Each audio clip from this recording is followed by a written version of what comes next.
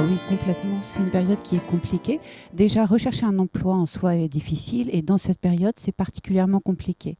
Qu'est-ce qui peut être compliqué? C'est d'abord au niveau, toutes les nouvelles au niveau économique, au niveau national et international qui sont plutôt négatives. Toute l'incertitude des entreprises qui n'arrivent pas à se projeter. Tout ça donne un sentiment d'impuissance. Les entreprises ne recrutent pas, mettent plutôt en stand-by les recrutements. C'est pas tout à fait vrai, mais en grande majorité.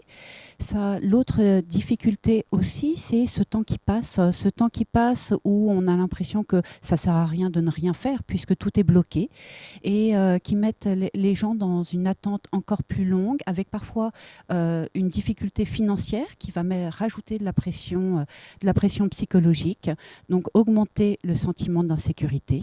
Tout ça peut être quelque chose d'extrêmement difficile à vivre pour les personnes.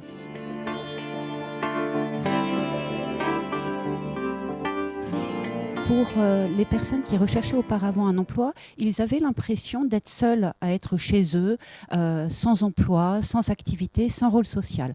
Et soudain, on se retrouve très nombreux confinés chez nous. Cela peut baisser, j'ai observé ça chez des personnes que j'accompagne, cela peut baisser un sentiment de pression et libérer une possibilité, une capacité d'action. Et puis l'autre chose, c'est que ça donne du temps.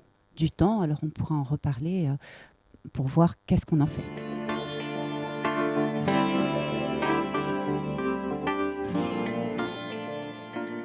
Alors ça, c'est très important. C'est très important de délimiter un espace-temps, donc un lieu où on va le faire et aussi à un moment.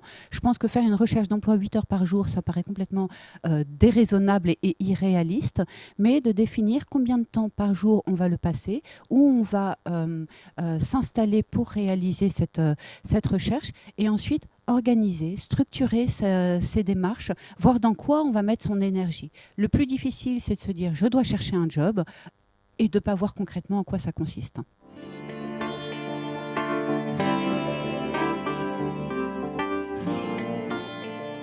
Ah oui, très très rude épreuve.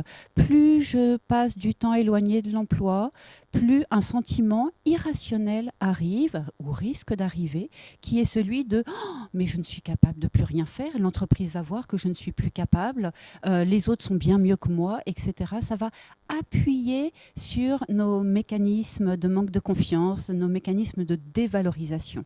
Donc plus on reste connecté à la réalité des attentes d'un recruteur, plus on se rend compte qu'on a des choses à offrir par rapport à ces attentes, des compétences, des aptitudes, des traits de personnalité qui va les intéresser.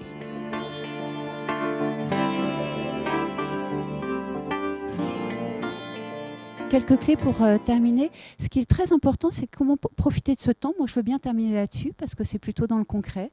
Donc, occuper ce temps, c'est profiter de ce temps pour faire un bilan de ses compétences, de ses aptitudes, peut-être de bien affiner son projet, sa cible, de prendre ce temps, sachant que des formations peuvent exister et grâce au CPF, on peut avoir accès à des formations, soit pour faire un bilan, soit pour augmenter en compétences, en langue ou même en RH, en informatique, beaucoup de choses sont encore possibles.